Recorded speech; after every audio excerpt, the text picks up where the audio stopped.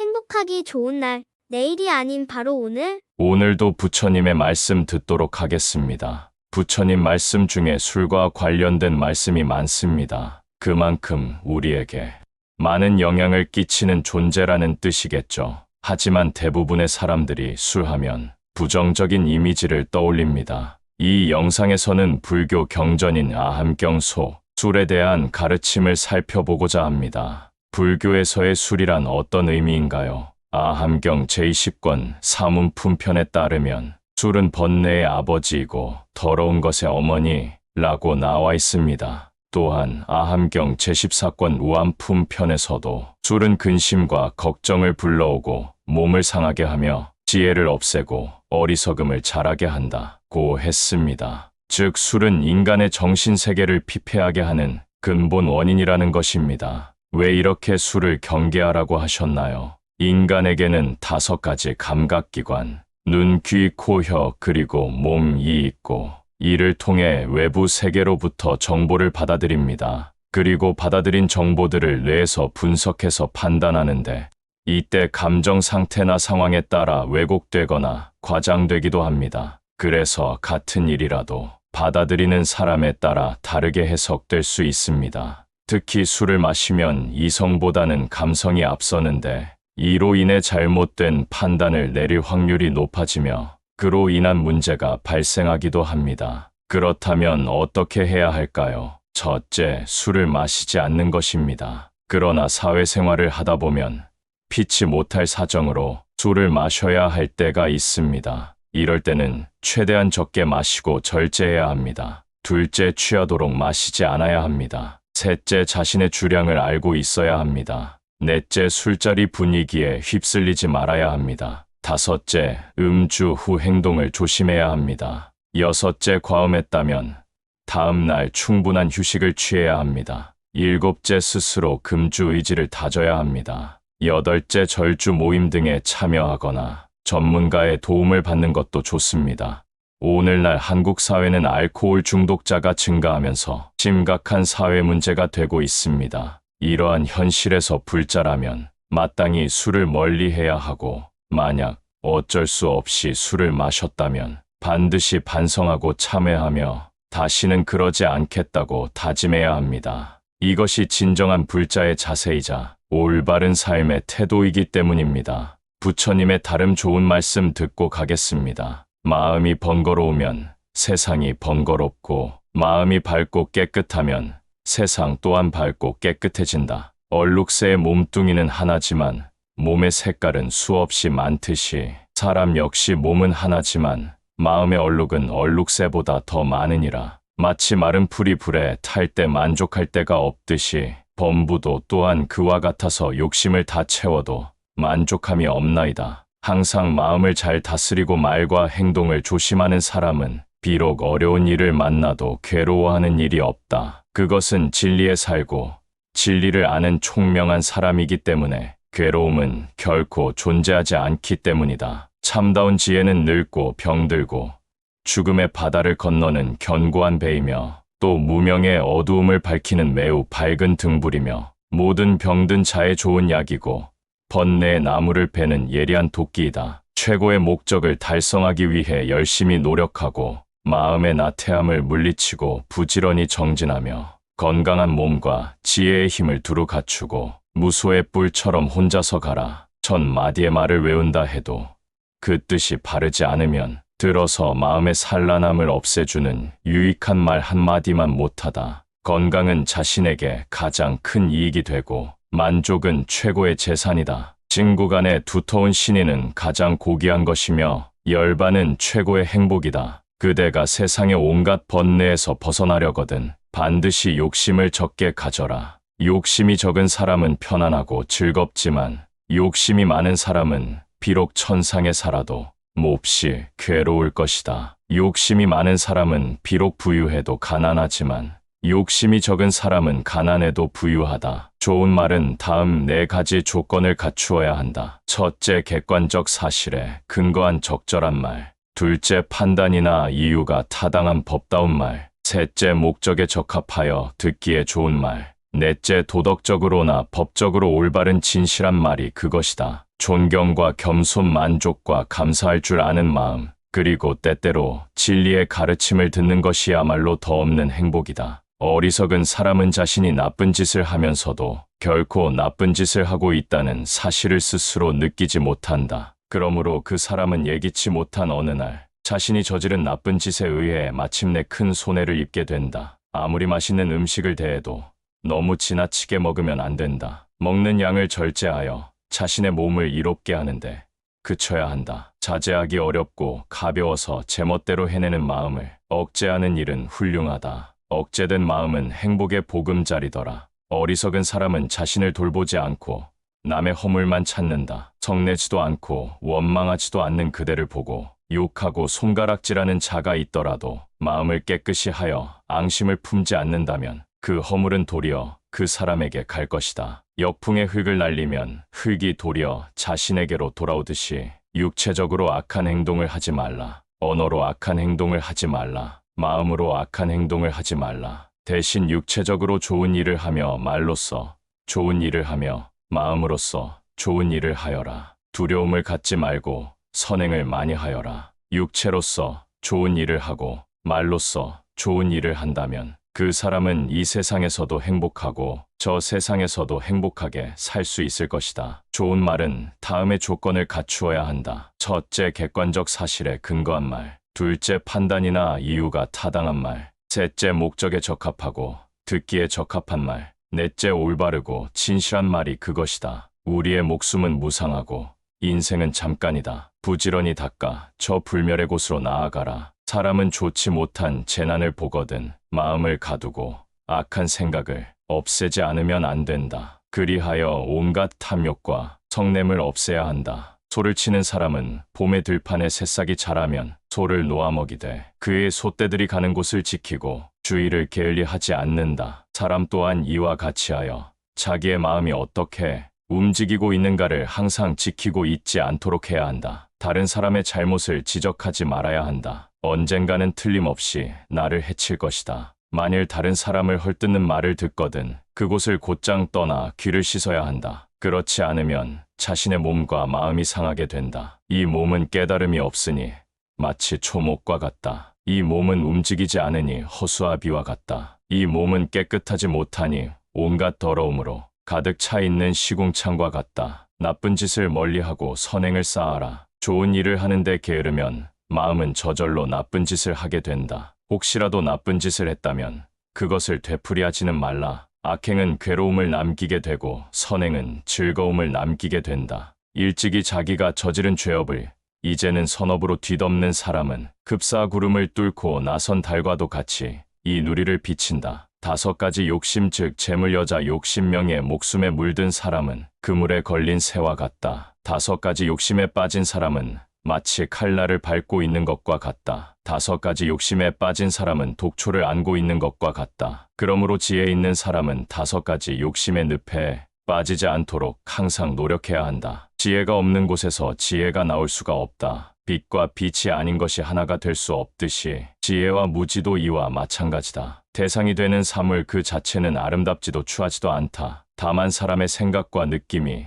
그 대상을 차별한다. 술은 온갖 환난의 근본이요 재앙의 근원이다. 술은 독 중의 독이요 병 중에서도 고질병이다. 술은 날카로운 도끼 같아서 착한 마음을 손상시킨다. 술은 괴로움을 부른다. 술을 좋아하는 자는 부끄러움도 모른다. 그리하여 남의 경멸을 받게 된다. 술은 맛있는 과일과 같아서 처음엔 맛있지만 뒤에 가서는 독이 된다. 그러므로 술을 마실 때는 언제나 절제하는 마음을 가져야 한다. 인간으로서 해서 안 될 일은 하지 말라. 해서 안 될 일을 행하면 반드시 고뇌와 번민이 따른다. 그리고 해야 할 일은 반드시 실행하라. 그러면 가는 곳마다 후회하는 일은 없을 것이다. 자신에게 알맞은 일을 하고 열심히 노력하는 사람은 반드시 재물을 얻는다. 그리고 진실하면 명성을 떨치고 베풀면 친구를 얻는다. 인색함과 탐욕으로 큰 부를 얻는다는 것은 있을 수 없다. 그러나 보시를 실천하면 부를 얻을 수 있다. 사람이 점쟁이가 되어서 많은 사람을 그릇되게 꿰어 재물을 구한다면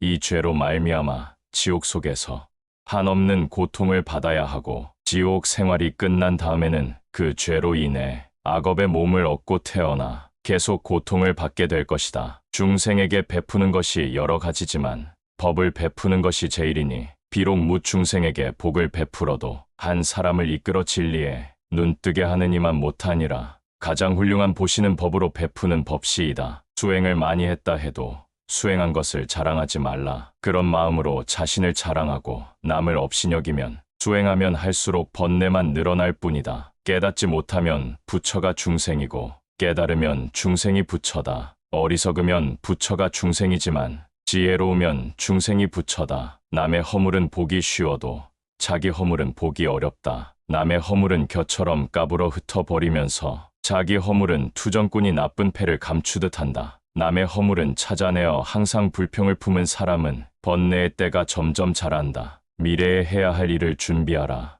내가 할 일을 해야 할 때 당황하지 말라. 이와 같이 해야 할 일을 준비하는 사람은 그때를 당해서도 당황하지 않는다. 어리석은 사람은 욕하고 비난하여 지혜로운 사람을 싸워 이기려고 하지만 진정 이기고자 한다면 부디 침묵을 지켜야 한다. 임신을 하면 자식을 위해 부처님께 귀의하고 그 아이가 태어났을 때 삼귀를 가르치고 그 아이가 자랐을 때 계행을 가르치나이다. 거울 속에 비친 자신의 모습에 놀라 보물 상자를 버리고 달아나듯 어리석은 사람은 나라는 생각에 집착하여 온갖 공적을 잃어버린다. 계란 무엇인가? 자기 자신에 대한 집착을 버리고 저 구도자들의 뒤를 따르겠다고 마음속으로 굳게 다짐하는 바로 그것이다. 착한 행동은 많이 하면 할수록 좋다. 착한 행동의 뒤에는 후회가 없고 보람찬 마음이 생긴다. 나쁜 행동은 하지 않으면 않을수록 좋다. 나쁜 행동은 반드시 훗날 번민을 불러와 그대를 괴롭힌다. 세상에는 가장 어려운 두 가지 일이 있다. 첫째는 은혜를 갚을 줄 아는 것이요.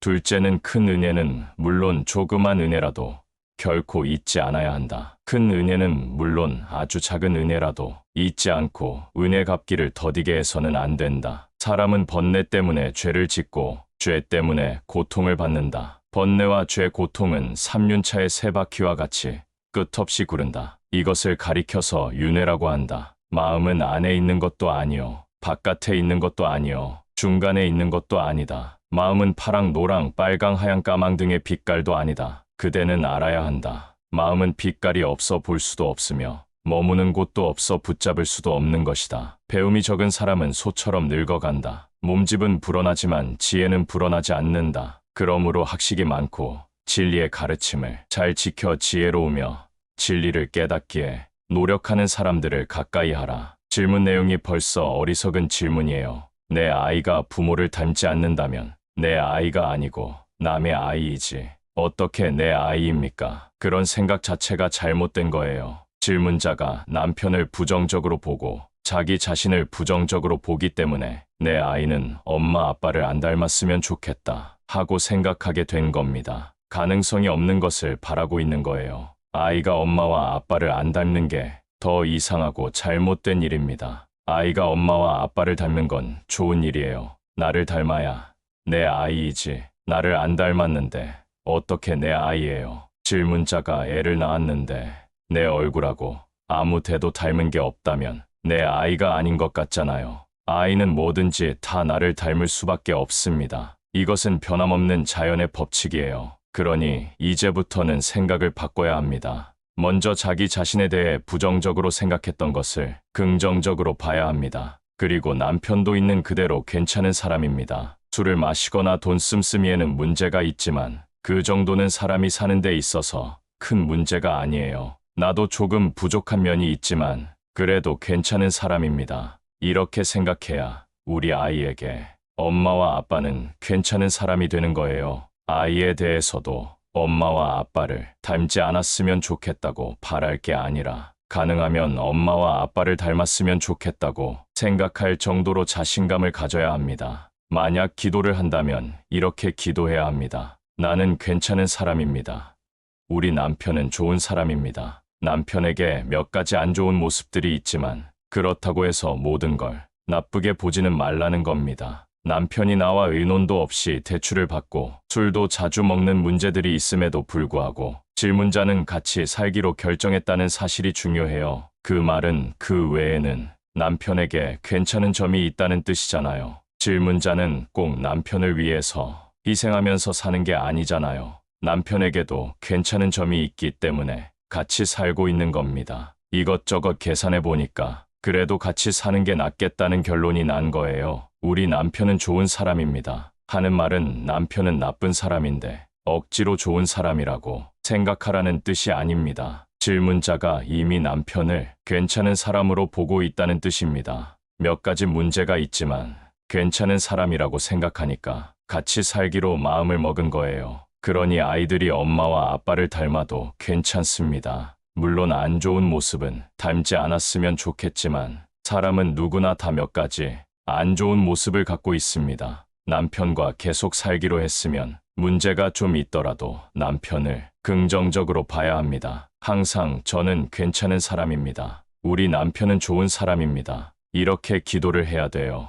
우리가 어떤 물건을 쓰면서 괜찮다고 말할 때 100% 만족한다는 뜻이 아닙니다. 약간의 문제는 있지만 없는 것보다 낫기 때문에 괜찮다고 말하는 겁니다. 손해가 훨씬 많아지면 고민할 필요도 없이 이혼할 것이기 때문에 지금처럼 스님한테 물으러 안 옵니다. 반대로 손해가 조금 있지만 이익이 확실히 많은 경우에도 스님한테 묻지 않을 겁니다. 지금은 손해가 나긴 나는데 이익도 있기 때문에 손익이 반반쯤 되는 거예요. 그래서 스님한테 질문하는 겁니다. 이익이 있긴 있지만 손해가 확실히 많다면 스님한테 안 물어요. 질문자가 알아서 이혼해버립니다. 이익과 손해가 반반이니까 같이 살아야 할지 헤어져야 할지 고민이 되는 거예요. 그래서 그런 고민은 별로 중요하지 않습니다. 질문자가 계속 살기로 결정했다는 것은 1%라도 이익이 더 많다고 계산을 했다는 것을 뜻합니다. 질문자가 착한 사람이어서 남편과 같이 사는 게 아닙니다. 계산해보니 그래도 이익이 있으니까 같이 사는 겁니다. 앞으로 살면서 손해가 더 많아지면 이혼할 생각을 다시 하게 될 거예요. 그래서 남편이 어떻게 하느냐가 중요한 게 아닙니다. 질문자가 계산해보고 같이 살지 말지를 결정하는 것이니까요. 질문자는 손해를 보면서까지 남편을 위해 사는 자비심을 가진 사람이 아닙니다. 오히려 굉장히 영악한 사람이라고 할 수 있어요. 만약 아이들이 엄마를 닮으면 바보 같은 사람이 아니라 자기 이익을 잘 챙기는 지혜로운 사람이 될 겁니다. 다시 말하면 1%라도 질문자에게 이득이 되니 같이 사는 것이니까 남편이 이혼 안 하고 계속 살아주면 또 나쁜 짓을 하지 않겠나 하는 생각은 안 하셔도 됩니다. 그리고 남편을 좀 위로해 주세요. 남편이 술을 많이 마시는 것은 마음이 답답하다는 뜻입니다. 자기가 원하는 바가 뜻대로 안 되고 아내한테 말해봐야 언쟁만 높아지니 답답한 마음을 술로 푸는 거예요. 그리고 내면에는 아내에게 잘 보이고 싶은 생각이 있는 겁니다. 그래서 아내 앞에서 폼을 잡고 싶은 마음에 몰래 빚을 내서 투자를 한 거예요. 그런데 그런 투자는 대부분 대박을 기대하기가 어렵고 쪽박을 차기가 쉽습니다. 하지만 정신적으로 너무 압박을 받게 되면 내가 이런 사람이다 하는 것을 보여주려는 마음에 도박을 하게 되는 것이죠. 주식, 코인, 복권 이런 행위들은 잘 되려고 하는 마음에서 시작합니다. 문제는 대박의 유혹이 큰 곳은 대부분 실패할 확률이 높다는 데에 있어요. 그래서 질문자가 남편의 행위에 대해 어리석다고 핀잔을 주면 줄수록 남편의 기는 더 꺾입니다. 그러니 남편이 술을 먹고 오면 싸우지 말고 오히려 남편이 많이 힘든가 보구나, 어디 가서 마음을 터놓고 이야기할 곳이 없는가 보구나 하고 생각해야 합니다. 불평과 잔소리를 내려놓고 자식을 대하는 어머니의 마음이 되어서 남편의 등도 토닥토닥 두드려주고 마음을 활짝 열어서 얘기도 들어줘야 해요. 그렇게 하면 대박을 치지 못해도 내 아내는 나를 진정으로 사랑하는구나 하고 느끼게 됩니다. 그런 신뢰감이 쌓이면 한탕주의에 젖지 않게 되죠. 남편과 같이 살기로 했다면 남편을 이해하고 아껴주는 마음을 내면 좋겠습니다. 그래야 남편이 사고도 덜 치게 돼요. 사고 치지 말라고 싸우고 약속받고 도장 찍고 하는 방식으로는 해결될 일이 아닙니다. 남편은 지금 자존심이 많이 상해 있기 때문에 한 번의 대박을 꿈꾸며 자꾸 잔머리를 굴리는 거예요. 남편을 다독거리고 포옹해주고 격려해주면 조금 안정이 될 겁니다. 하지만 그렇게까지 하면서 함께 살 이유가 있겠냐 하는 생각이 들면 이혼할 수밖에 없어요. 그런데 같이 살려면 그렇게 하고 사는 수밖에 없습니다. 그래야 아이들이 엄마를 보고 배우는 거예요. 아내가 남편에 대해서 부정적인 생각이 없으면 아이들도 아빠를 부정적으로 보지 않습니다. 아이들은 엄마의 영향을 많이 받기 때문에 엄마가 아빠를 좋게 생각하면 아이들도 아빠를 좋게 생각하는 거예요. 그런데 남편의 행위를 자꾸 비난하면 아이들도 엄마를 따라 아빠를 미워하게 되고 심지어 나중에는 아이들 자신도 아빠처럼 행동하게 됩니다. 일단 아이들 걱정은 하지 마세요. 중요한 것은 질문자 자신과 남편에 대해서 긍정적인 생각을 갖는 것입니다. 저는 괜찮은 사람입니다. 남편은 좋은 사람입니다. 이렇게 기도를 해 보시기 바랍니다. 무엇보다 남편을 이해하고 포용하는 마음을 내야 합니다. 남편에게 의지하려고 하지 말고 엄마의 마음이 되어서 남편을 좀 더 보듬어 주다 보면 남편의 불안한 심리도 조금씩 사라질 거예요. 그래야 한탕주의 사고를 하지 않게 됩니다. 질문자가 잘못하지 않았다면 사과를 하지 말아야지. 왜 사과를 합니까? 질문자가 잘못했다고 생각하면 사과를 하면 되고 잘못한 게 없다고 생각하면 사과를 안 하면 되죠. 그렇다면 그 정도의 손실은 감수해야죠. 물질적 손실이든 어색한 관계에서 오는 손실이든 손실을 감수하는 수밖에 없어요. 사과란 상대가 받아들여야지. 상대가 받아들이지 않으면 사과라고 할 수 없죠. 내가 잘못한 만큼 사과를 했는데 상대가 받아들이지 않는다면 그에 따른 손실을 감수할 건지 상대가 받아들일 때까지 사과할 건지 결정을 해야 합니다. 한일 관계도 마찬가지입니다. 일본은 이 정도 사과를 했으면 됐다고 생각하고 우리는 부족하다고 생각하니까 오랫동안 갈등 관계가 지속되고 있잖아요. 지금 일어나고 있는 징용 피해자 문제도 직접 피해를 당한 사람은 일본 정부나 기업이 사과해야 한다고 생각하고 직접 피해를 보지 않은 정부 관계자들은 개인의 문제로 인해 한일 관계에 문제를 일으키는 게 국가의 손실이라고 생각합니다. 그래서 우리나라의 돈으로라도 피해 보상을 해주고 한일 관계를 좋게 풀어보자는 거죠. 하지만 피해자의 입장에서는 돈 몇 푼 받으려고 문제를 제기하는 것이 아니라 명백하게 군국주의 일본의 국가 권력에 의해 강제 동원된 것이라서 일본 정부가 사과해야 한다고 주장합니다. 사과를 먼저 하고 사과의 의미로 보상을 해주는 것은 이해할 수 있지만 사과도 하지 않고 제3자가 돈만 준다는 것은 수용할 수 없다는 입장입니다. 이렇게 생각이 다르니 문제가 해결되지 않고 있는 것입니다. 1965년 한일 양국이 협정을 맺으면서 국가 간 배상 책임은 더 이상 없는 것으로 했습니다. 일본은 과거야 어떻든 이걸로 끝내기로 했다고 주장하고 우리는 국가 간에는 끝난 게 맞지만 개인이 입은 피해에 대해 손해배상 소송을 하는 것까지 포함하는 것은 아니라고 보는 거죠. 일본은 양국 간에 이미 종결되었기 때문에 더 이상 문제를 제기하는 것은 국제협약을 위반하는 것이라고 주장하기 때문에 갈등이 지속되고 있는 것입니다. 그런데 세계적으로 보면 다양한 사례가 있습니다. 국가 간에 합의했기 때문에 종결되었다는 견해도 있고 국가 간에 합의했지만 개인이 합의를 한 게 아니라서 개인은 손해배상 소송을 할 수 있다는 수많은 사례도 있습니다. 모두 맞는 이야기입니다. 각자 유리한 주장을 하고 있는 것입니다. 지난 정부는 우리나라의 대법원 판결을 존중해서 피해자에게 배상해야 한다는 태도를 견지한 것이고 현 정부는 일본 정부의 견해를 어느 정도 받아들여 개인의 손해배상은 우리 정부가 돈을 모아서 지원한다는 입장입니다. 1965년 한일협정 당시 일본 정부로부터 받은 돈을 우리 기업에 나눠주어 경제 개발을 했는데 그때 혜택을 받은 기업이 돈을 내서 배상을 대신해 주라는 것입니다. 이런 정부의 방안에 대해 징용을 당한 당사자들은 돈 받으려고 이러는 게 아니다. 일본 정부가 사과의 의미로 정부 차원에서나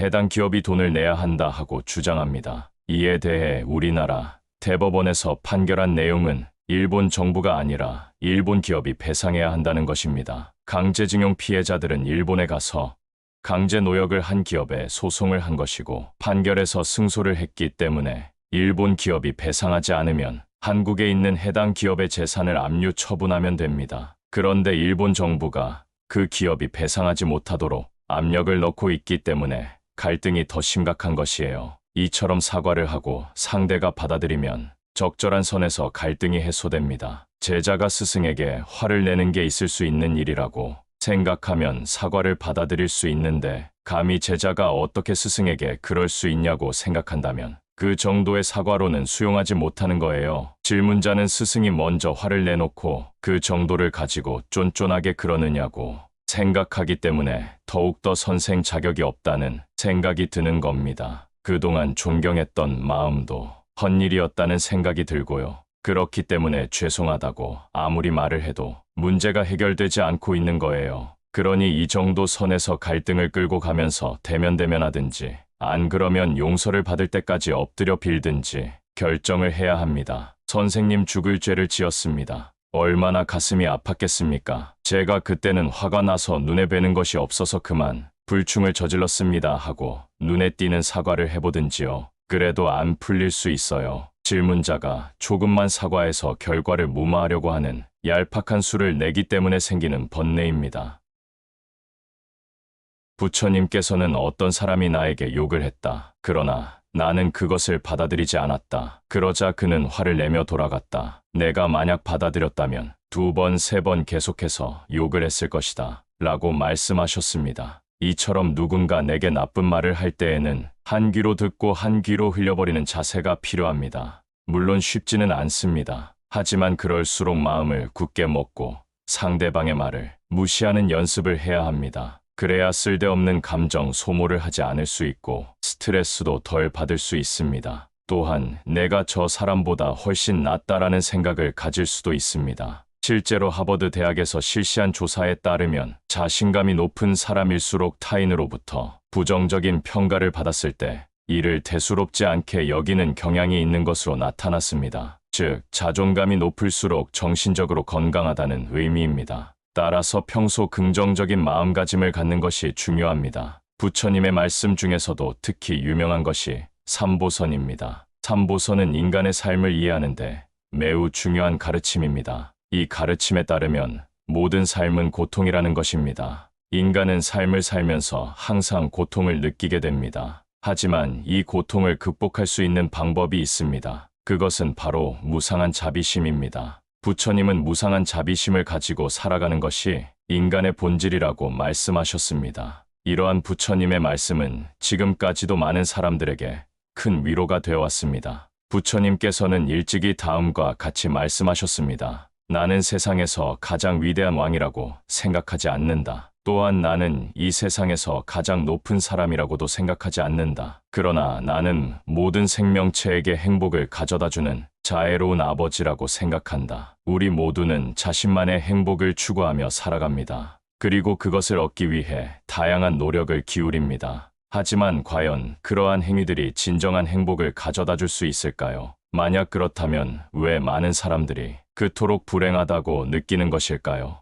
어쩌면 지금 당신이 겪고 있는 고통이나 슬픔 등은 스스로 만들어낸 허상일지도 모릅니다. 마음먹기에 따라 얼마든지 달라질 수 있다는 뜻입니다. 물론 말처럼 쉬운 일은 아닐 것입니다. 그렇다고 해서 불가능한 일도 아닙니다. 다만 이를 위해서는 먼저 자기 자신을 되돌아볼 필요가 있습니다. 내가 어떤 마음가짐으로 살아가고 있는지, 또 나의 삶 속에서 무엇이 문제인지 곰곰이 생각해 봐야 합니다. 그런 다음에는 과감하게 변화를 시도해야 합니다. 잘못된 습관이나 행동들을 하나씩 고쳐나가야 한다는 의미입니다. 그렇게 하다 보면 언젠가는 반드시 좋은 날이 찾아올 것입니다. 그때까지 포기하지 말고 계속해서 앞으로 나아가세요. 부처님께서는 사람들이 화를 내는 이유는 자신에게 잘못이 있기 때문이라고 하셨습니다. 또한 상대방에게도 잘못이 있지만 그것보다는 자신의 마음속에 화가 가득 차 있기 때문에 분노하는 것이라고도 하셨습니다. 즉, 스스로 내면에서 일어나는 화를 다스리지 못하기 때문에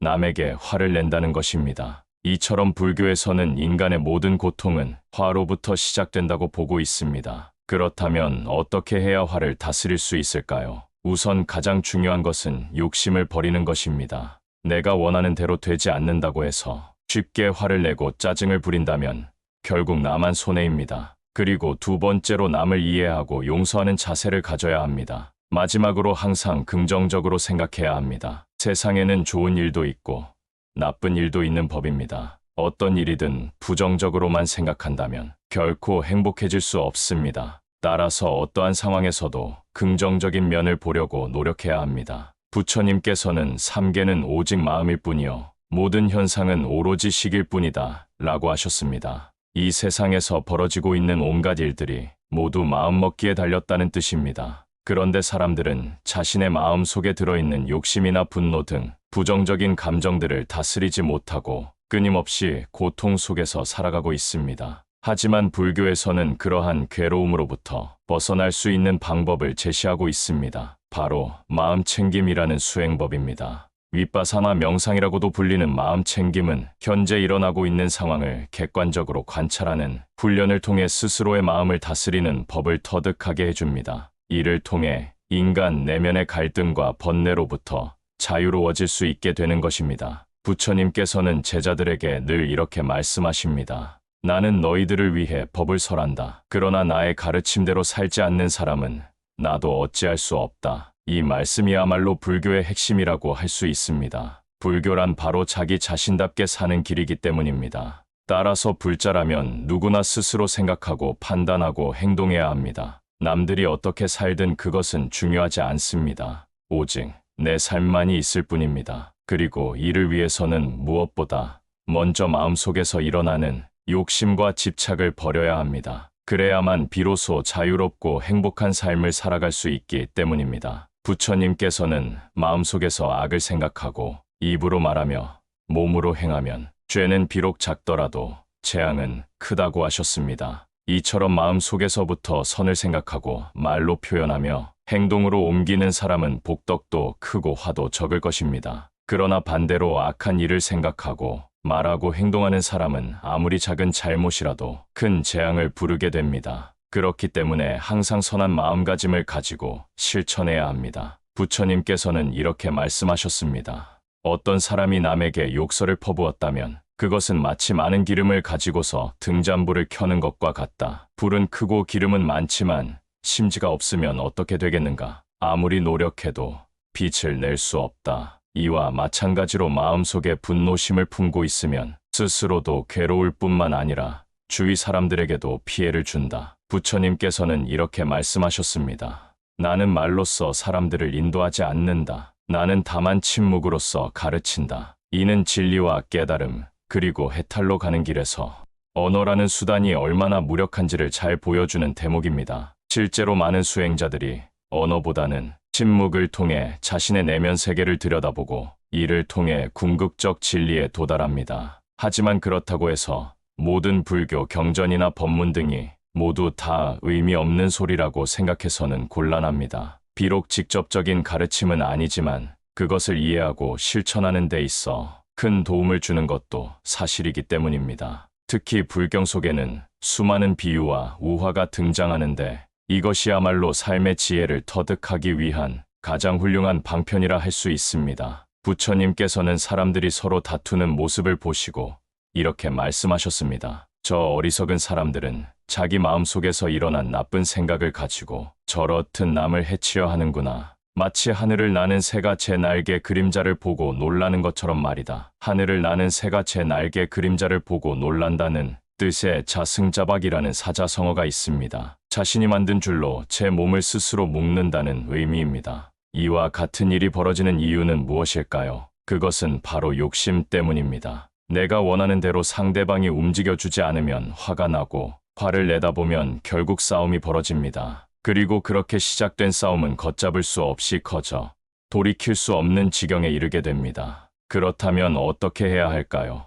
답은 간단합니다. 애초에 남에게 피해를 주는 행동을 하지 않으면 됩니다. 하지만 그게 어디 쉬운 일인가요? 살다 보면 나도 모르게 누군가에게 상처를 주고 또 그로 인해 괴로워하는 경우가 비일비재합니다. 그럴 때마다 나 또한 자승자박하고 있는 것은 아닌지 돌아봐야 합니다. 그러면 조금이나마 괴로움으로부터 벗어날 수 있을 것입니다. 부처님께서는 배움이 적은 사람은 소처럼 늙어간다고 하셨다. 나이가 들수록 점점 고집스러워지고 남의 말을 듣지 않으며 자기 생각대로만 행동하는 경우가 많기 때문이다. 물론 모든 사람이 다 그런 것은 아니지만 많은 이들이 그러한 모습을 보이고 있는 것도 사실이다. 나 또한 어렸을 때는 어른들을 공경하고 예에 바르게 행동했지만 지금은 내 마음대로 하고 싶은 대로 행동한다. 그래서일까 나는 요즘 들어 부쩍 늙었다는 소리를 많이 듣는다. 얼굴에는 주름이 자글자글하고 흰머리도 하나둘씩 보이기 시작한다. 예전 같으면 전혀 신경 쓰지 않았을 텐데 이제는 거울을 볼 때마다 한숨이 나온다. 이대로 가다가는 정말로 소처럼 늙어버릴지도 모른다는 불안감마저 든다. 몸집은 불어나지만 지혜는 불어나지 않는다. 이 말은 부처님의 말씀으로 유명하다. 이 말은 무엇을 의미하는 것일까? 사람들은 종종 물질적인 것에 대한 욕심이 불어나게 되면서 지혜가 더욱 부족해지는 경향이 있다. 이러한 욕심은 불만족을 일으키고 불안감을 유발한다. 하지만 지혜는 물질적인 것과는 전혀 상관이 없다. 지혜는 내면에서 찾아야 하는 것이다. 그렇다면 지혜를 얻기 위해서는 어떻게 해야 할까? 부처님의 가르침에 따르면 지혜를 얻기 위해서는 먼저 마음을 비워야 한다. 우리는 자신의 마음에 무엇이든지 담아두지 않고 비워두어야 한다. 마음이 비워져 있을 때에만 우리는 진정한 지혜를 얻을 수 있다. 이러한 마음의 비움은 우리가 자신의 삶을 바라보는 시각을 바꿔줄 수 있다. 물질적인 것이 중요하지 않게 되면서 우리는 진정한 행복을 찾을 수 있게 된다. 인간은 누구나 삶 속에서 번뇌를 느끼는 순간이 있다. 누구든지 그렇게 행복하지 않은 순간이 있을 수 있다. 그러나 이러한 번뇌는 우리의 마음을 괴롭히고 불안하게 만든다. 부처님은 그러한 번뇌를 없애기 위해 자신의 마음을 깨끗하게 하라고 말씀하셨다. 자신의 마음을 깨끗하게 하면 그만큼 더 행복한 삶을 살 수 있다는 것이다. 그렇다면 어떻게 자신의 마음을 깨끗하게 할 수 있을까? 첫 번째로는 명상을 통해 자신의 마음을 집중시키는 것이다. 명상을 통해 마음을 깨끗하게 하면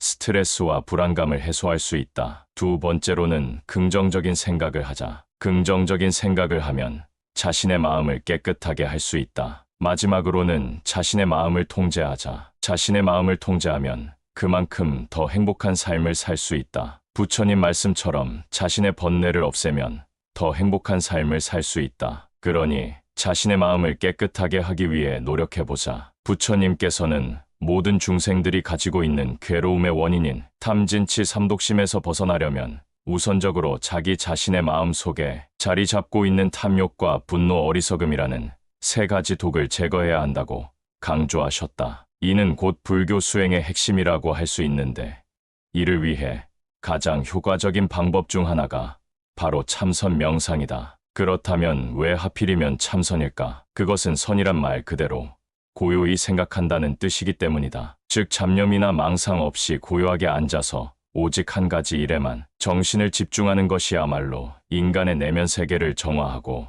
궁극적으로는 깨달음에 이르는 지름길이라 할 수 있다. 부처님께서는 번뇌는 자기 마음에서 일어나는 것이니 만약 내 마음 속에 번뇌가 없다면 외부로부터 들어오는 번뇌도 없을 것이다.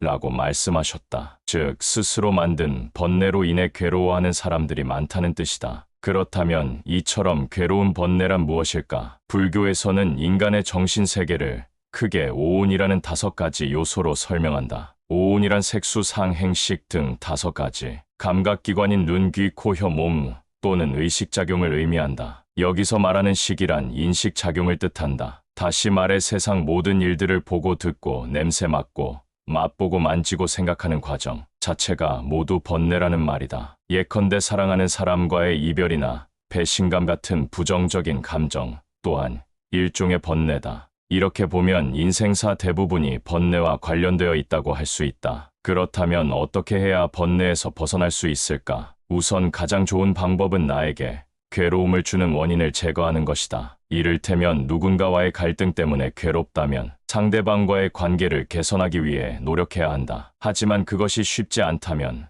그냥 놓아버리는 것도 한 가지 방법이다. 어차피 해결되지 않을 문제라면 고민하고 집착할 필요가 없기 때문이다. 물론 그렇다고 해서 삶 전체를 포기하라는 얘기는 아니다. 다만 어떤 상황에서도 흔들리지 않는 마음가짐을 갖는 게 중요하다는 뜻이다. 모든 것은 마음에서 비롯된다.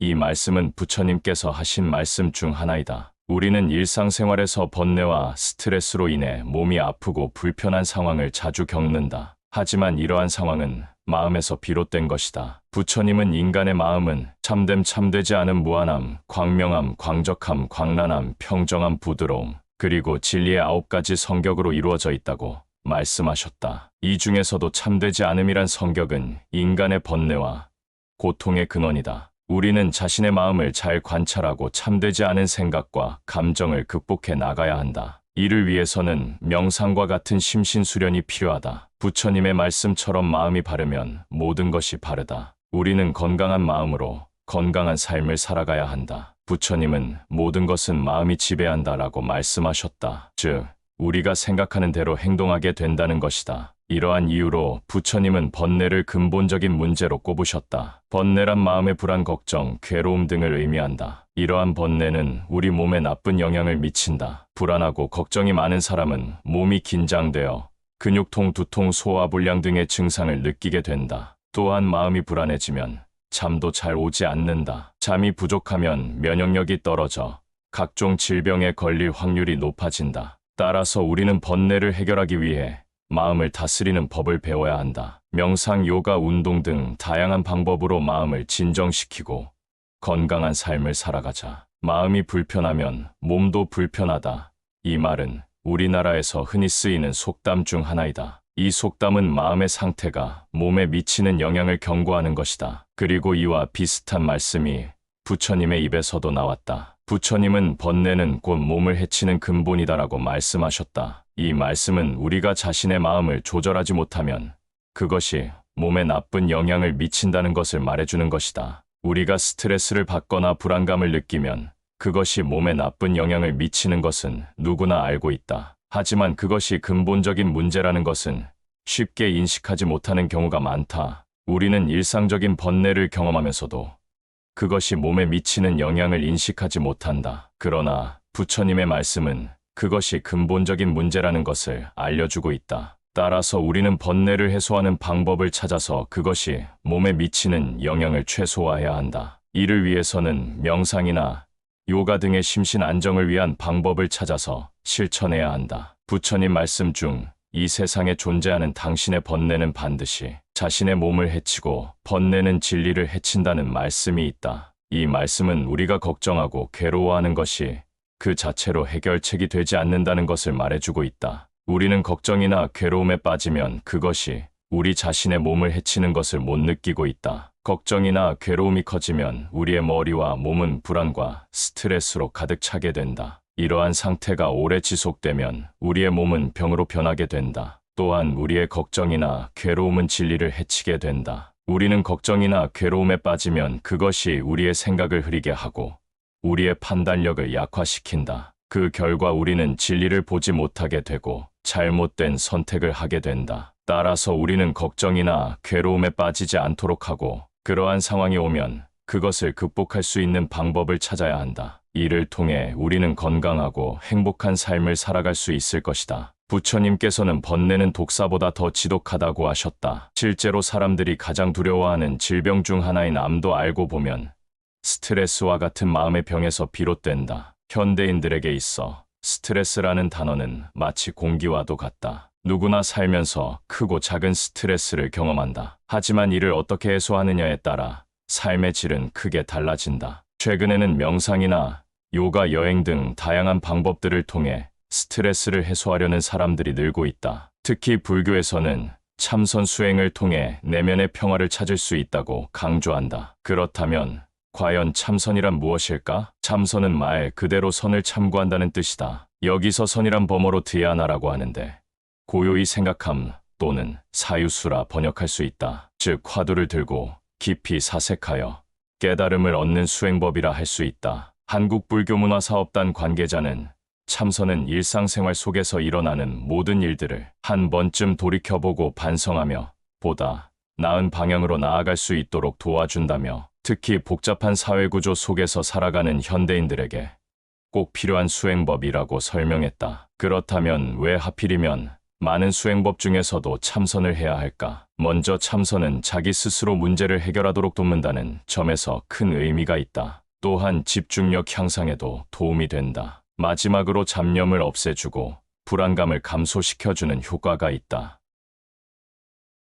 부처님께서는 모든 것은 변한다는 무상의 진리를 강조하셨다. 이 세상에서 변하지 않는 것은 아무것도 없다. 사람, 동물, 식물 등 살아있는 생명체부터 무생물까지 모두 변화한다. 심지어 인간의 마음까지도 끊임없이 변하고 움직인다. 이를 두고 불교에서는 재행무상이라고 한다. 즉, 우주 만물은 항상 돌고 변하여 한 모양으로 머물러 있지 아니한다는 뜻이다. 그렇다면 왜 변하는 것일까? 그것은 바로 인연 때문이다. 인과 연에 의해 생겨나고 사라지는 것이기 때문에 고정불변하는 실체란 존재하지 않는다. 따라서 내 앞에 펼쳐진 상황이나 환경 또한 언제든지 변할 수 있다는 사실을 인정해야 한다. 현재 자신에게 주어진 조건들이 영원히 지속될 것이라는 착각 속에 빠져 있다면 결코 행복해질 수 없다. 오히려 불행해지기 쉽다. 지금 누리고 있는 물질적 풍요와 사회적 지위, 명예 같은 것들을 언젠가는 잃어버릴 수도 있다는 생각을 가져야 한다. 그래야 삶 자체를 소중히 여길 수 있고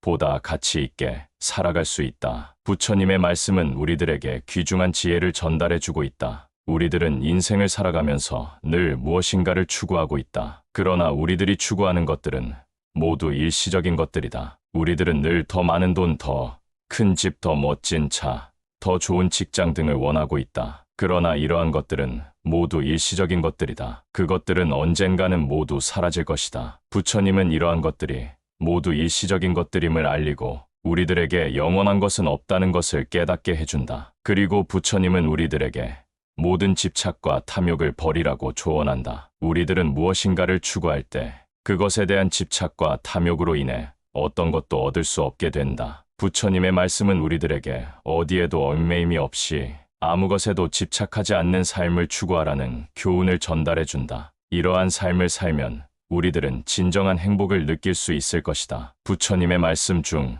어떤 것도 영원한 것은 없음을 알고 모든 집착과 탐욕을 버리며 어디에도 얽매임이 없이 아무 것에도 묶이지 않는 삶을 살아라는 말씀은 인간이 가지는 탐욕과 욕망을 깨우치고 영원한 것이 없음을 깨닫게 함으로써 자유로운 삶을 살아가라는 의미를 담고 있다. 인간은 태어나서부터 무언가를 원하고 무언가를 얻으려고 노력한다. 하지만 그 얻은 것들은 결국은 시간이 지나면 사라지고 인간은 또 다른 것을 원하게 된다. 이러한 과정에서 인간은 끊임없이 탐욕과 욕망에 빠져 그것을 얻기 위해 노력하고 그것을 잃으면 슬퍼하고 또 다른 것을 원하게 된다. 이러한 과정에서 인간은 언제나 불안하고 불행한 삶을 살아가게 된다. 부처님의 말씀은 이러한 인간의 고민을 해결해주는 말씀이다. 모든 것이 영원한 것이 없음을 깨닫고 집착과 탐욕을 버리며 어디에도 얽매이지 않는 삶을 살아가면 인간은 자유로운 삶을 살아갈 수 있을 것이다. 부처님께서는 죄를 지었으면 숨기거나 감추지 말라고 하셨다. 만약 숨기면 죄가 더 무거워질 것이라고도 하셨다. 또한 죄가 소멸되기를 원한다면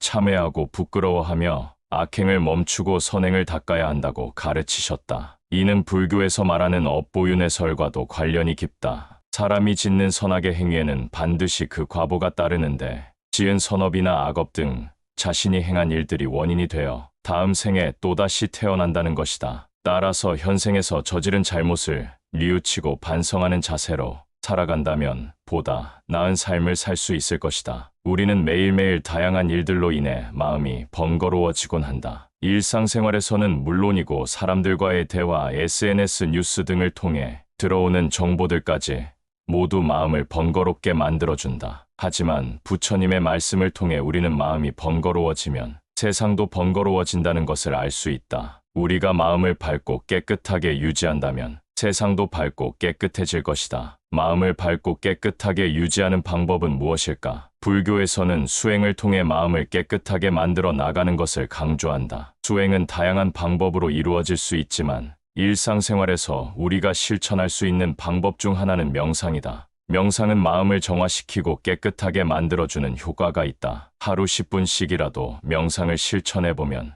마음이 번거로워지는 것을 느끼지 않을 뿐더러 마음이 조금씩 깨끗해지는 것을 느낄 수 있을 것이다. 부처님의 말씀을 실천하여 우리의 마음과 세상을 밝고 깨끗하게 만들어보자. 부처님 말씀 중 항상 마음을 잘 다스리고 말과 행동을 조심하는 사람은 비록 어려운 일을 만나도 괴로워하는 일이 없다. 그것은 진리에 살고 진리를 아는 총명한 사람이기 때문에 괴로움은 결코 존재하지 않기 때문이다.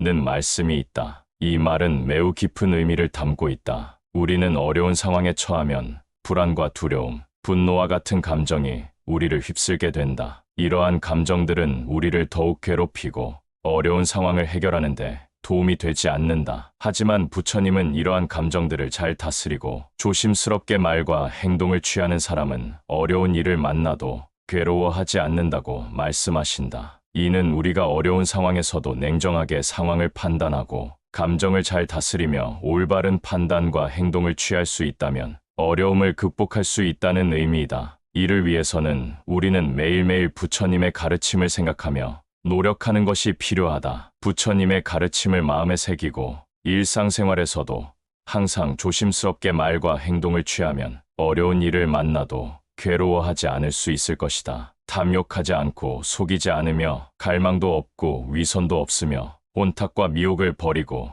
세상의 온갖 집착에서 벗어나 무소의 뿔처럼 혼자서 가라. 라는 부처님의 말씀은 불교에서 가장 유명한 구절 중 하나이다. 이 말씀은 불교에서의 인생 철학을 말해주는 매우 중요한 구절 중 하나이다. 이 말씀을 바탕으로 우리는 어떻게 살아가야 할까? 이 말씀을 통해 우리는 어떤 교훈을 얻을 수 있을까? 이번 영상에서는 이런 궁금증을 해결해 보도록 하겠다. 부처님의 말씀은 인생에서 가장 중요한 것은 탐욕과 갈망에서 벗어나는 것이라는 것을 말해주고 있다. 우리는 언제나 탐욕과 갈망에 시달리며 살아가는데 이러한 것들은 우리를 괴롭히고 행복을 떨어뜨린다. 그러므로 우리는 탐욕과 갈망에서 벗어나고 속이지 않으며 위선도 없는 삶을 살아가야 한다. 이러한 삶을 살면 우리는 혼돈과 혼란에서 벗어나 평화로운 삶을 살 수 있을 것이다. 이 말씀은 우리에게 매우 중요한 교훈을 전해주고 있다. 부처님의 말씀을 통해 우리는 탐욕과 갈망에서 벗어나고 속이지 않으며 위선도 없는 삶을 살아가야 한다는 교훈을 얻을 수 있다. 사실 저는 종교에 대해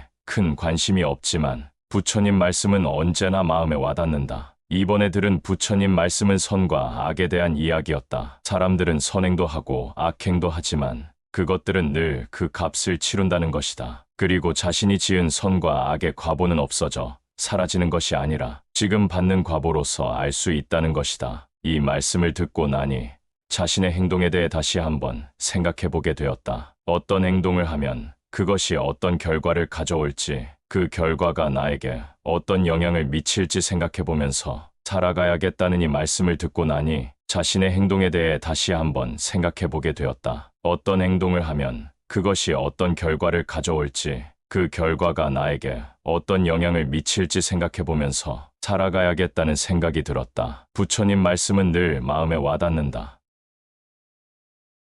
일단 세상에 태어난 모든 것은 죽음으로 돌아간다. 수명은 비록 한량없을지라도 반드시 생명이 닿을 때가 있다. 이루어진 것은 반드시 망하고 모아진 것은 반드시 흩어질 때가 있다. 젊음은 오랫동안 지속되지 않고 주색은 병을 불러들인다. 고통의 수레바퀴는 끝없이 구르고 굴러서 쉬지 않는다. 이 세상은 덧없는 것이므로 이 세상에 살고 있는 모든 존재에게도 또한 영원한 즐거움이 없다. 대해 이야기해 보려고 합니다. 이 말씀은 우리에게 어떤 교훈을 줄까요? 이 말씀은 인생에 대한 경계와 생각을 일깨워주는 것 같습니다. 인생은 한 번뿐이며 언제 끝날지 모르는 것입니다. 그러므로 우리는 인생을 살아가면서 늘 경계하며 그동안의 경험과 지혜를 쌓아가야 한다는 것을 말하는 것 같습니다. 또한 이 말씀은 우리에게 인생을 즐기는 방법에 대한 조언을 준다고도 볼 수 있습니다. 인생은 덧없는 것이지만 그동안 살아온 추억과 경험, 그리고 지금 이 순간을 즐기는 것이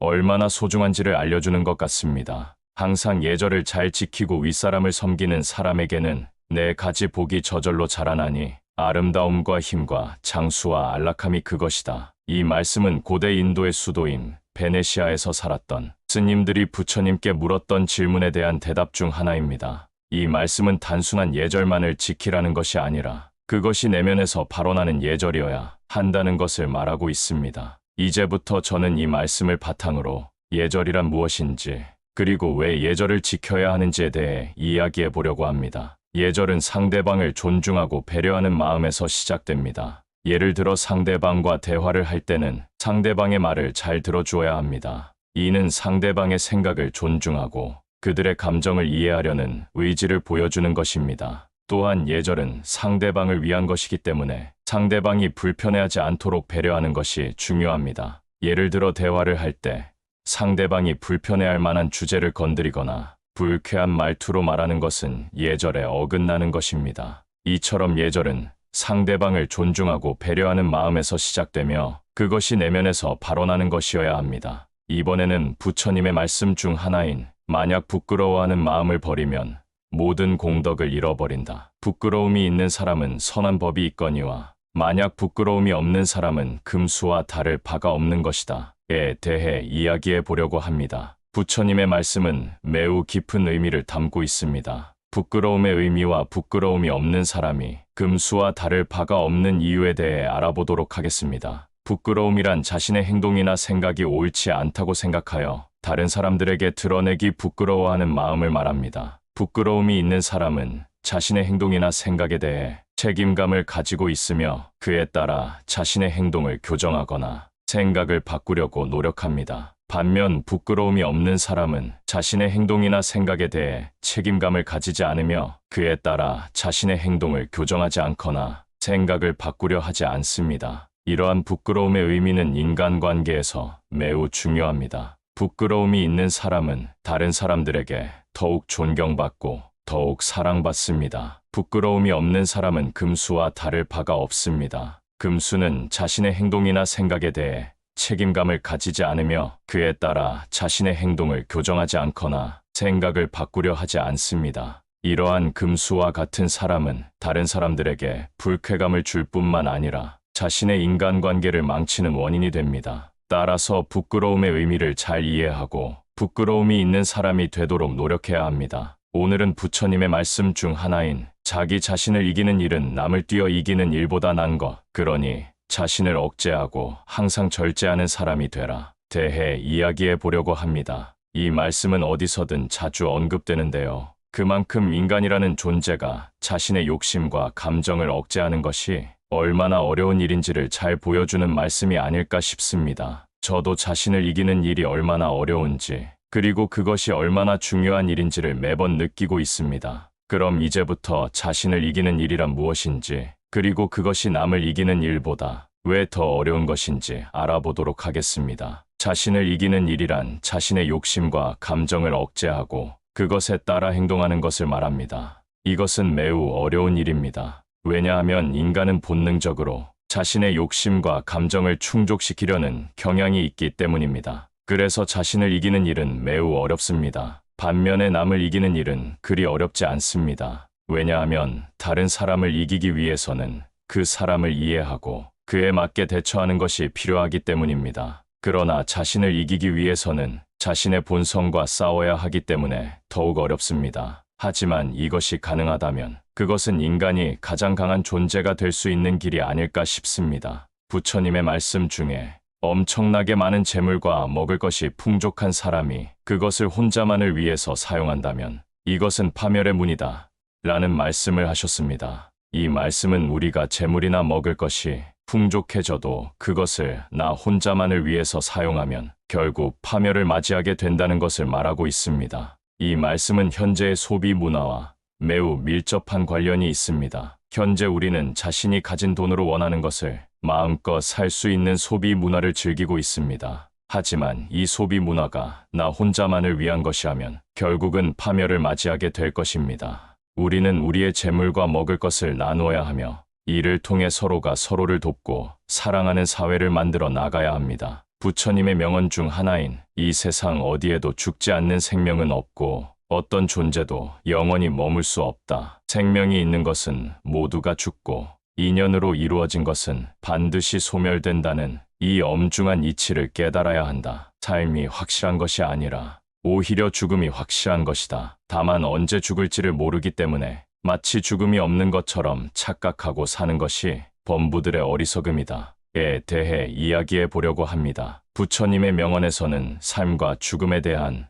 엄중한 이치를 깨달아야 한다는 메시지가 담겨 있습니다. 우리는 삶을 살면서 죽음이라는 것을 항상 뒤로하고 살아가곤 합니다. 하지만 죽음은 언제든지 찾아올 수 있는 것이며 언제 어디서든 우리를 놀라게 할 수 있습니다. 이러한 이유로 삶을 살면서 우리는 언제나 죽음을 염두에 두고 살아가야 합니다. 삶이 확실한 것이 아니라 죽음이 확실한 것이기 때문입니다. 우리는 삶을 살면서 죽음을 두려워하지 않고 오히려 죽음을 인식하고 그것을 바탕으로 삶을 살아가야 합니다. 이것이 부처님의 명언에서 전하는 바입니다. 온갖 생각을 끈되 무기력에 떨어지지 말라. 욕심 경계에 있되 욕심을 초월하고 티끌 같은 이 세상에 살되 티끌 세상을 초월하라. 역경과 순경에 끄달리지 말라. 그리고 만물의 끝없는 축복을 주라. 차별 있는 환경에서 차별 없는 고요함을 얻으라. 차별 없는 고요함에서 차별 있는 지혜를 보이라.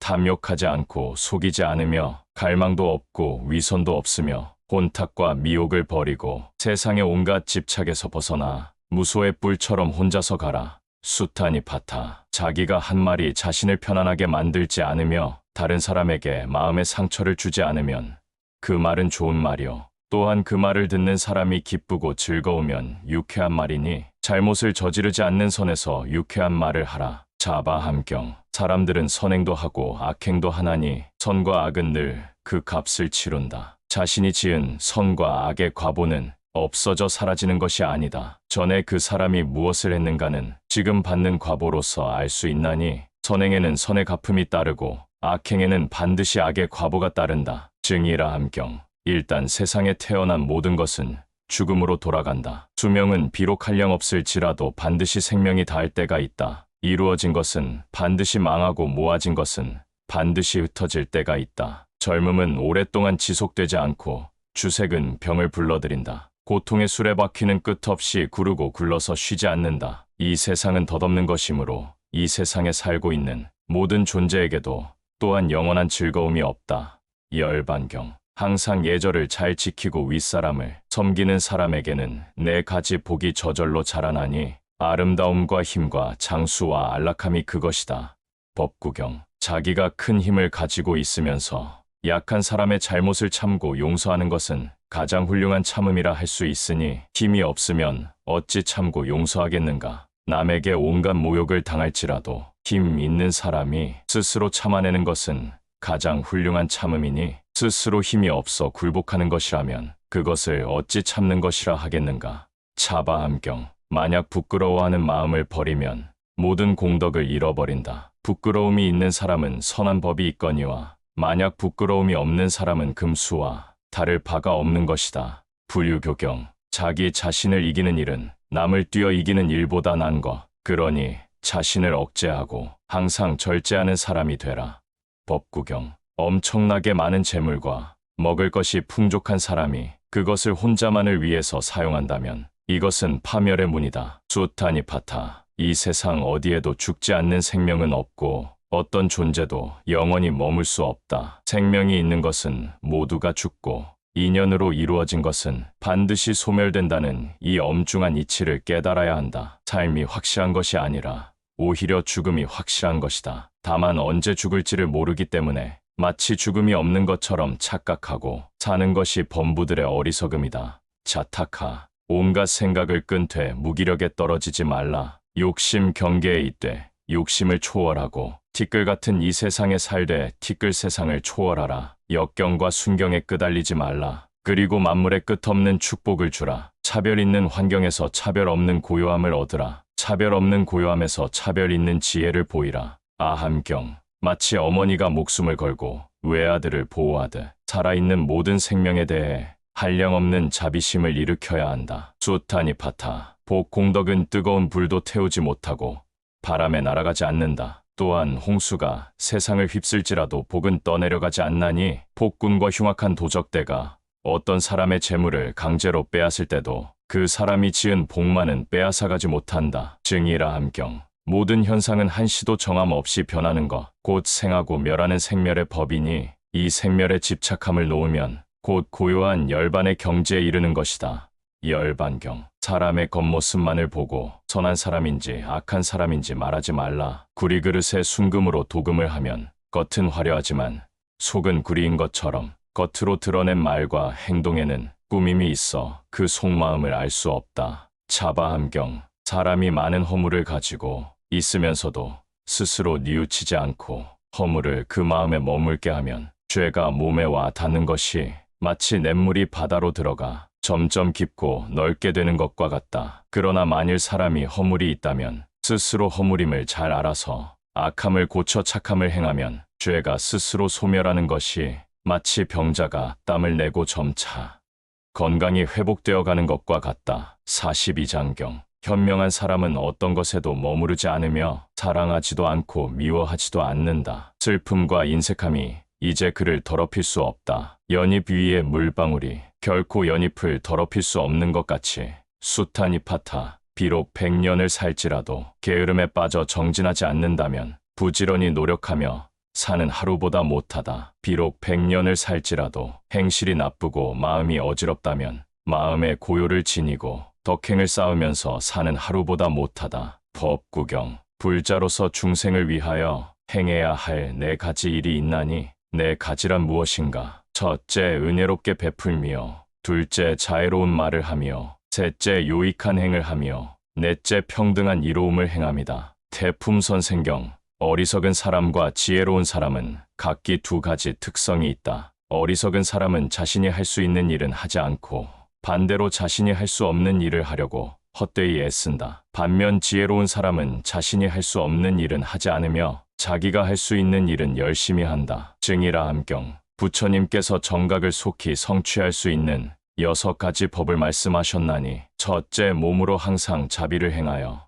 원한도 없고 번뇌도 없게 하며, 둘째, 입으로 깊은 지혜의 뜻을 연설하여 항상 자비를 행하며, 셋째, 마음을 자비롭고 인자하게 하여 지방 중생을 애민히 생각하고 화합하게 하며, 넷째, 계를 대승의 업을 구하려는 생각을 하지 않으며, 다섯째, 바른 견해로 시방이 공하고 도와 세속이 둘이 아님을 보는 관점이요, 여섯째, 먹을 공양을 구함은 업에 액난으로부터 구제하기 위하여 몸을 돕고자 함이다. 불설현 도속업경. 최고의 목적을 달성하기 위해 열심히 노력하고 마음의 나태함을 물리치고 부지런히 정진하며 건강한 몸과 지혜의 힘을 두루 갖추고 무소의 뿔처럼 혼자서 가라. 수타니파타. 자신을 비난하는 말을 듣지 않을 때는 온화하고 평온하다. 그러나 진정 온화하고 평온해야 할 때는 비난하는 말이 자신을 향하고 있을 때이다. 중아함경. 자기 성품을 잃으면 부처도 바로 중생이 되고 자기 성품을 깨달으면 중생은 바로 부처가 된다. 마음속에 자비를 품으면 자신이 곧 관세음보살이고 보시하기를 즐기면 바로 자신이 대세지보살이다. 청정할 수 있으면 석가모니불이 되고 평등하고 정직한 마음이 있으면 아미타불이 된다. 법보단경. 입을 단속하여 함부로 말하지 말고 좋지 않은 말로 남의 마음을 상하게 하지 말라. 계율이 다른 먼 곳에 있는 것이 아니라 마음에 있어. 좋은 마음을 먹으면 절대로 나쁜 말이 입 밖으로 나오지 않는다. 공연한 말이나 험담으로서 남의 마음을 상하게 하지도 말라. 입은 재앙을 불러들이는 문이 되기도 하나니 입을 단속하지 못하면 도를 얻기가 어려우니라. 불반니원경. 원하는 원한으로 갚을 일이 아니라고 알 때 원하는 그치나니 원하는 인욕으로만 사라진다. 이것이야말로 열애의 영원한 진리다.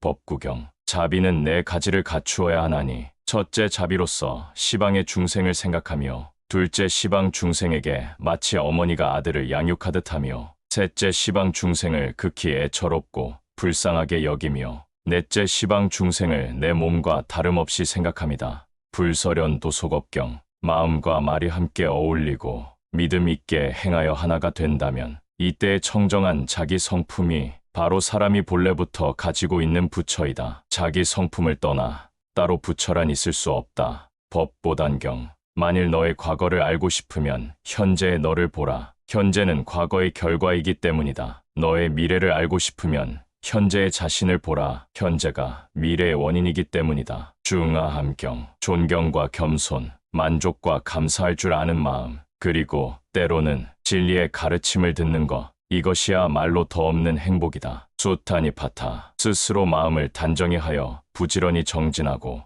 마음에 좋지 않은 뜻을 품어서 사람들을 현혹시키지 말라. 모든 것에 있어서 항상 만족할 줄 알라. 지나친 부를 축적하지 말지니 이것이 곧 계율을 지키는 방법이다. 계율은 해탈의 길로 나아가게 하는 근본이 되는 것이다.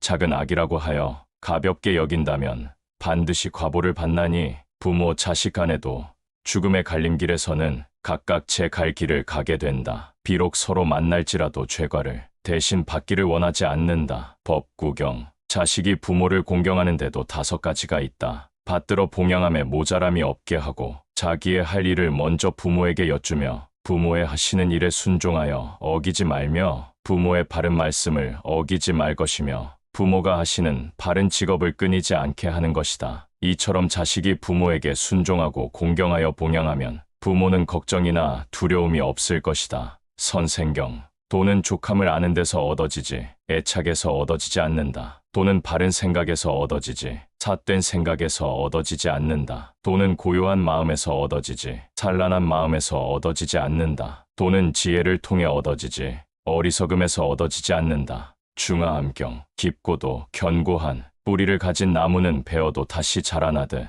욕망은 뿌리채 제거하지 않으면 그로 인한 괴로움은 다시 일어난다. 법구경. 이 세상에서 믿음이 으뜸가는 재산이고 불도를 잘 따르면 안락에 함께한다. 진실이야말로 맛 중에 맛이며 지혜롭게 사는 것이 최상의 삶이다. 수타니파타. 살아있을 때는 삶 이 자체가 되어 살아가야 한다. 죽을 때는 죽음 그 자체가 되어 죽어야 한다. 그렇게 되면 이제 그 어떤 두려움이나 불안한 마음도 없게 된다.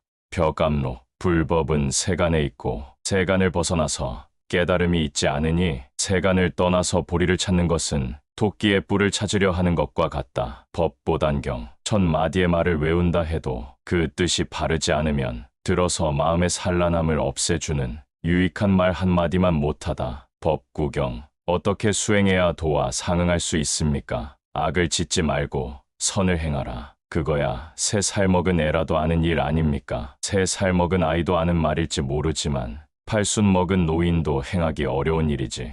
조당지. 사람을 사랑하고 공경함에 5가지가 있나니 온화하면서 인내하며 근엄하고 공손하면서 신용이 있으며 민첩하면서 말도 적으며 말과 행동이 모두 상대방을 도와주며 교제를 오래하면 할수록 많은 이익이 되게 합니다. 불설패경. 인욕으로 분노를 다스리고 선으로 악을 다스려라. 배품으로 인색함을 다스리고 진실로써 거짓을 다스려라.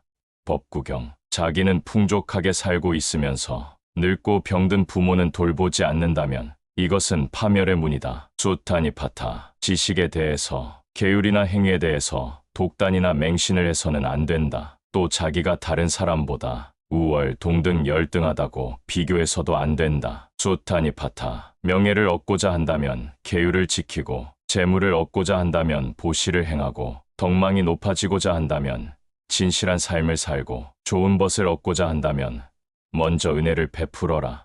차바함경. 모든 것은 폭력을 두려워하고 죽음을 두려워한다. 이 이치를 자기 몸에 견주어 남을 죽이거나 죽게 하지 말라. 모든 것은 폭력을 두려워하고 안락한 삶을 사랑한다. 이 이치를 자기 몸에 견주어 남을 죽이거나 죽게 하지 말라. 법구경. 너희들은 서로 싸우지 말라. 만일 싸움으로 옳고 그름을 가리려 하면 한평생을 싸워도 끝날 날이 없으리라. 오직 참는 것만이 진실로 싸움을 끝낼 수 있나니 이러한 가르침이야 말로 존귀하다 하리라. 중화암경. 나야말로 나의 주인인데 어떤 주인이 따로 있을까? 자신을 잘 다룰 때 세상에서 얻기 힘든 자기라는 주인을 얻게 된다. 본생담. 세상에는 가장 하기 어려운 2가지 일이 있다. 첫째는 은혜를 갚는 것이요. 둘째는 큰 은혜는 말할 것도 없고 조그만 은혜라도 잊지 않는 것이다. 증이라 함경. 도움을 청하는 사람을 기꺼이 도와주라. 형편에 따라 성심껏 남을 도와주라. 만약 이렇게 공양을 올리는 사람은 좋은 곳에서 다시 태어나게 되리라. 수타니파타.